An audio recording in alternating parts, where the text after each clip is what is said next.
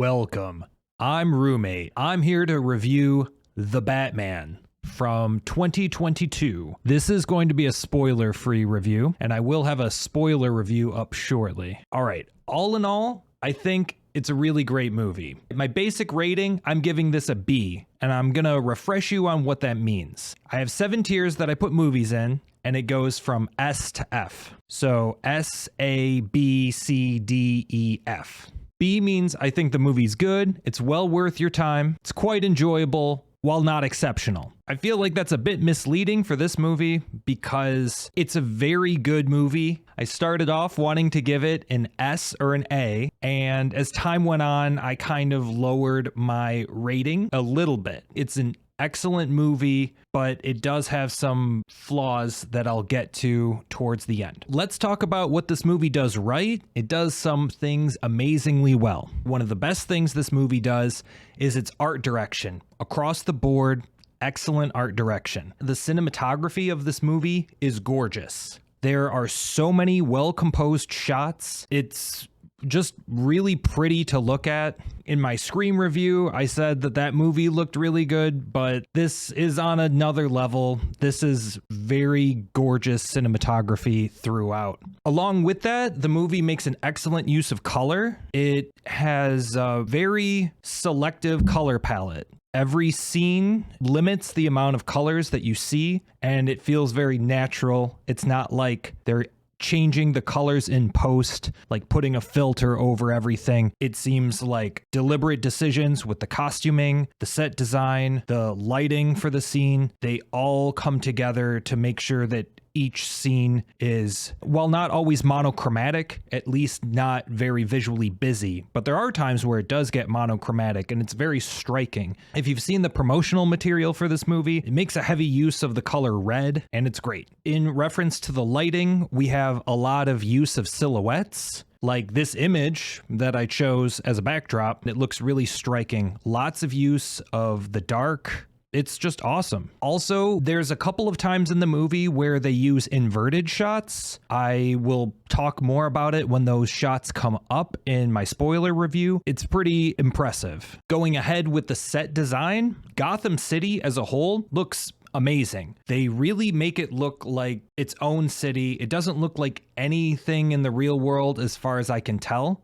I assume that a lot of the cityscapes were computer animated. It combines a lot of Gothic architecture and antiquated building design with a much more modern cityscape. For instance, they have an area in the city that looks a lot like Times Square. You can see how it fulfills a similar function, but it doesn't look exactly like Times Square. It looks a bit dated, but still lots of big screens with advertisements. It's very cool and does a lot to immerse you in the world. Another strong aspect of the set design is Wayne Tower. Wayne Tower is where we're spending the movie instead of Wayne Manor. It looks like Bruce Wayne, Batman, lives in the city of Gotham, right in the middle of everything. And his place looks like a cathedral. It's really beautiful. Lots of intricate, ornate, concrete sculptings all throughout his place. When I saw this movie with my partner Sky, we both just dropped our jaws and looked at each other when we saw him having breakfast because it looks so beautiful. It's like he has a cathedral as his kitchen. It's amazing. And speaking of cathedrals, there is a church scene that comes up later on, and that looks really great too. It looks grand and theatrical. The church set is gorgeous to look at. While they're in the church, you also hear a choir singing. The music in this movie plays a huge role. We have the song Something in the Way by Nirvana that's played twice. You may have seen it in the commercials for the movie. It's really a heart-wrenching song. Even more heavily used is the song Ave Maria, which is what they're singing when they're in the church. It's a beautiful, haunting song. It's great. All these things come together to set a really strong mood. The movie feels pensive and reflective. It's very somber, dutiful, and pessimistic. This is most heavily emphasized in the character of the Batman. One of this movie's strongest assets is that the movie is about the Batman. He is easily the most interesting character in the movie. He gets the most screen time and he gets the most exploration of his ideas, and he gets the biggest character arc in the movie. When we're introduced to him, he's very pessimistic. He feels like Gotham is a very bad place and he wants to fight to make it better. He thinks that making Gotham a better place is an important but ultimately impossible task. It's like throwing water on a forest fire. You might be able to save a little bit of it, but you're not really gonna stop it, are you? When I first heard about this movie, I heard a rumor that it took place in the 90s. It doesn't. It takes place, I assume, in 2021 because they talk about an important event happening 20 years ago, and later on we find out that happened in 2001. So I assume this took place in 2021. The Batman, Bruce Wayne, is most likely in his late 20s because of that. And he's a very emotional character. He's very sad and brooding. Brooding's a great word to describe him. And by the way, that's why I did my hair like this. I wanted to have that sort of emo look because throughout the movie, you actually see him with obviously better hair than this, but he has his hair in the way of his eyes a lot of the time, which I thought was definitely a different kind of look for the character. And I really liked it. Often the Bruce Wayne side of Batman has a billionaire playboy cover story, but not here. He's like a complete recluse. Like nobody hardly ever sees him. And that's because he isn't interested in being Bruce Wayne. In the movie, whenever he is Bruce Wayne, it's so that he can do Batman stuff.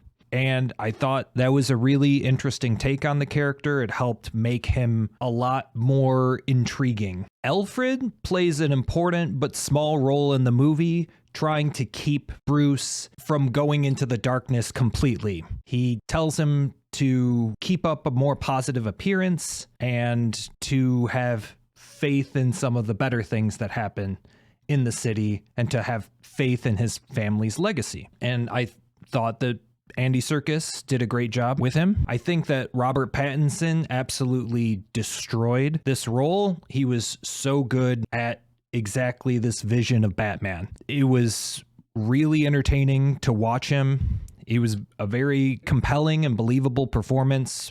Just great. The primary antagonist of the movie is the Riddler, played by Paul Dano, and he gives an amazing performance as well. He seems overly analytical, unhinged, delusional, psychopathic. He shares a lot of the Batman's negative views of the city, but unlike the Batman who's trying in vain to make the city better, he just wants to put the city in its place and watch the city crumble. His main gripe with the city is that he feels like the city is run by hypocrites and liars, and he not only wants to kill these people, but he wants to expose their hypocrisy. And it makes for a very compelling and interesting villain. In an anti-hero role, we have Selena Kyle, Catwoman, who works with the Batman, but not entirely. She has her own agenda. Their interests converge and diverge throughout the story, and so they keep working together and then splitting up. Selena has one foot in the criminal underworld of Gotham and one foot out of it. You can tell that she knows her way around the world and that she can work it to her advantage a lot of the time, but that she doesn't want to stay there. But she's very convincing at playing the role of someone who belongs there. And that makes her character really interesting. Also, I feel like it isn't much of a spoiler to say that Catwoman is a cat burglar, and her performance physically is top notch. She is capable of slinking around and being stealthy and surprisingly lethal when the time comes for it. She's a really interesting character to watch. The movie has a couple of smaller roles played by some very talented actors. We have Carmine Falcone, played by John Turturro, and we have District Attorney Coulson, played by Peter Sarsgaard. John Turturro's Carmine Falcone is a very easygoing, smooth criminal.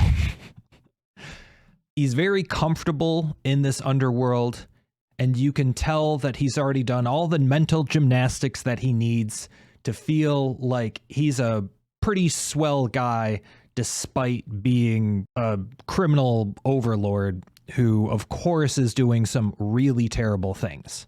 And then you have Peter Sarsgaard as D.A. Coulson, who is in over his head, and he gives this really sad and pitiful performance that gives even more emotional depth to this movie. And finally, we have Colin Farrell as Oswald Cobblepot, aka the Penguin. And most of the characters in this movie aren't very funny. There's a little bit of gallows humor thrown in here and there. There's a few elements that make you laugh because of the juxtaposition, mainly in the way how people treat Bruce Wayne and Batman so differently. But the real comic relief of the movie comes from the Penguin. Out of everybody, he's the one who seems like he likes Gotham the most the way that it is.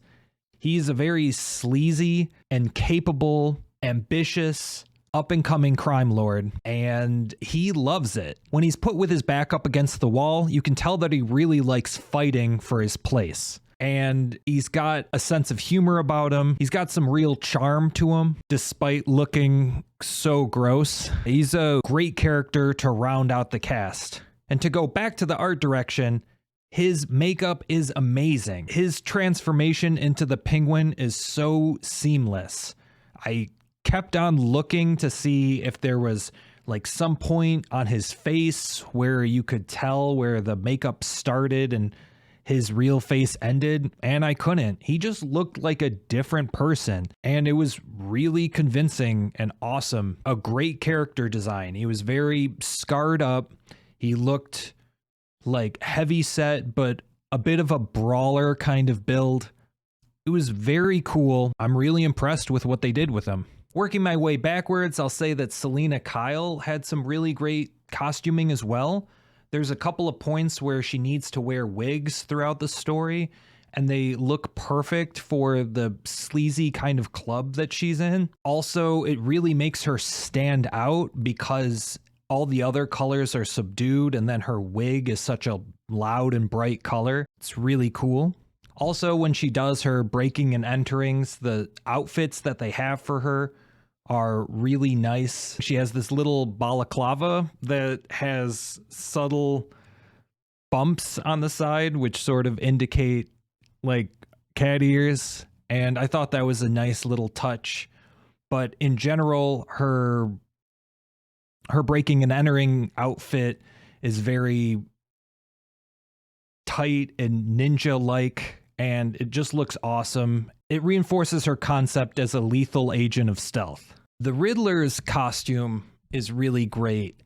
It looks very practical, like something that someone in the real world would probably assemble if they wanted to make themselves appear anonymous. It looks really creepy and not really like a villain outfit. It looks like what you would expect a serial killer to look like. And that just goes to further reinforce him as being a realistic and terrifying threat to deal with. Out of everybody, the Batman's costume is the most outlandish, though it still feels surprisingly grounded. It sort of looks like a combination between like a modern day knight and what maybe someone like me who doesn't actually know what Navy SEALs dress like, what you might expect them to dress like. But of course, the bat ears and the cape are a little excessive. But his costume looks intimidating and imposing, but rather practical. It looks like it's metal reinforced, which lends credence to the idea that he's deflecting bullets as he's getting shot. It looks pretty awesome. And also, I'm really reminded of Zorro with the way how his mask looks, because it really lets you see like almost the entirety of his lower face, sort of like he has a bandana wrapped around his head with eye holes cut in, which I think is a cool nod to like one of the inspirations for Batman. So having talked about the performances and the art direction, which are both phenomenal and really make this movie great, I'll talk a little bit about the plot, and of course, I'm going to keep this spoiler free. The plot is what holds this movie back. The plot starts off strong, but as time goes on, it ends up not being as rewarding as you would hope. It seems to meander as time goes on, and without telling you what the conclusion is, the conclusion doesn't feel set up well enough for it to be as satisfying as it would like to be. So that's really my main reason for wanting to not give this a higher grade, despite extraordinarily great work from so many parts of the art department. And the sound of this movie is just phenomenal. I've already mentioned about some of the songs that are used, but I didn't mention the score by, I hope I'm saying this right, Michael Giacchino. And it is phenomenal. It is really moody and brooding, which further reinforces this movie's atmosphere. It's really great. And I really want to give this movie a higher rating. I just feel like this movie is nearly 3 hours, and it starts to feel its length towards the end of it because I feel like they don't set up enough of where the movie's going. There's still very enjoyable parts to the later half of the movie, and I think there still is a character arc for Bruce. It's not so bad as to say that nothing changes for him. He does change.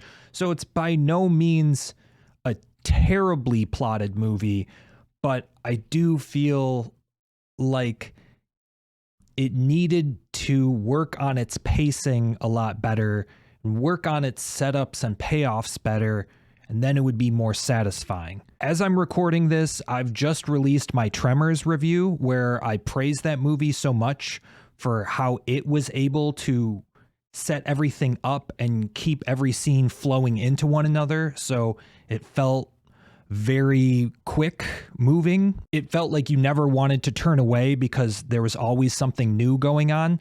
This movie doesn't succeed that well on that front.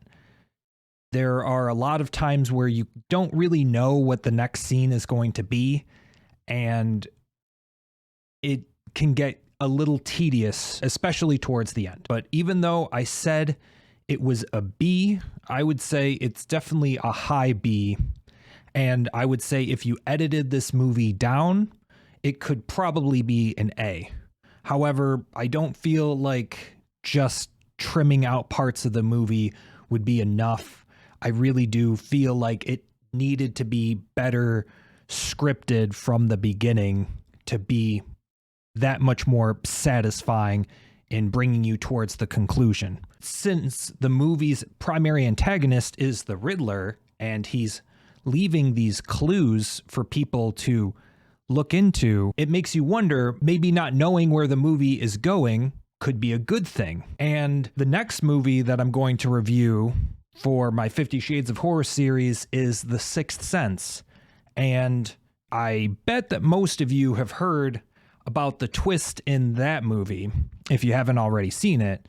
But essentially, that's a movie that is mysterious, and it does have a twist in the end of the movie that recontextualizes everything leading up to the end of the movie, and that makes it really satisfying on rewatches because you realize how intricately plotted the entire movie was, how every single scene was done in such a way that it could be read both from a I don't know the twist and the twist remains hidden, and I know the twist and look at how this is playing out so that the characters don't necessarily see the twist. This movie, having seen it through to the end, I can't say the same thing for it. I can't say that knowing what happens at the end of The Batman means that the mysterious nature towards the beginning of it doesn't really make me think that it doesn't really seem like if I watched the movie a second time that it would be this amazing revelation of, wow, I can't believe how they worked around this mystery. And again, I don't want to spoil it. I'll talk more in depth about it in my spoiler review, but I think that the movie would have worked better if it did have a more surprising twist to it.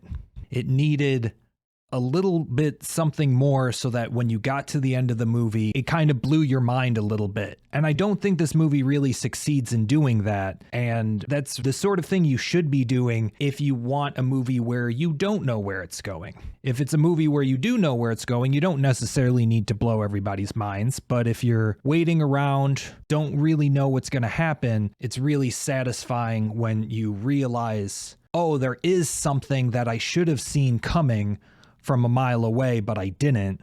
And this movie doesn't really have that. Another thing I think holds this movie back is its rating. Now, the majority, if not all, of the Batman movies have been rated PG-13, and this is rated PG-13 as well, so that's not really surprising. But considering the sort of story that this is trying to tell, that you have a very dark and brooding protagonist who is dealing with deep-seated anger issues that makes him very violent. And then you have a serial killer who's trying to expose governmental conspiracies. Like, this movie feels like it really wants to be rated R, and I feel like it would really make a lot of it work better.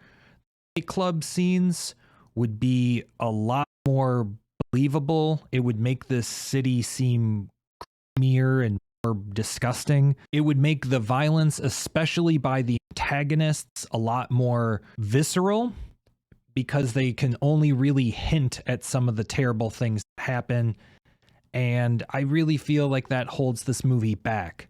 I know this is only anecdotal, but in the theater that I went to, I'd say like 1 or 2% of the people were under the age of 17. So I don't really think it would have hurt the sales that much if they made it rated R, especially if they didn't really push it that much. Like, they really pushed it as far as PG-13 goes. I'm sure that they had to make a lot of changes to just barely get on that line of PG-13. But I feel like if this would have been a rated R movie, but a soft R, that a lot of the same people would probably to see it because their parents would have been taking them anyway. And had they heard that, oh yeah, there's a couple of grisly things, there's some strip club scenes that are a little risque but not too bad, I feel like a lot of the people would have ended up seeing it, and I think it would have made the movie work better. Not a huge issue, not nearly as big as the plotting issues, but still, I think it holds the movie back. All in all, I that this is a really great movie, and I really recommend it. It was a good time, and I think that really sets up a sequel to itself, and I've heard that there are multiple spin-off series that they're working, and this seems like a really compelling world, and I'd like to see more of it. These certainly aren't problems that I think couldn't be ironed out with sequels, and it's not like these problems are so bad that I think that the movie becomes even mediocre. I'd say that this is a good movie, very good, but I have to be fair and say it could have been a lot more compelling, and it could have earned its 3-hour runtime a lot better. And had it stuck to closer to a 2-hour runtime, I think I would be giving this movie an A, if not even maybe an S. And I'm a critic. I gotta say what I think was wrong about it. But yeah, all in all, I definitely recommend that you watch this movie if you haven't, and you will not be disappointed. Let me know how it was for you. The reception that I've been seeing of the movie has been, people are pretty positive about it, so I hope that you are too. And check out my spoiler review once you've seen the movie so that we can talk about a lot of the plot issues that couldn't really be discussed here. Thank you so much for watching. I'm Roommate. See you around.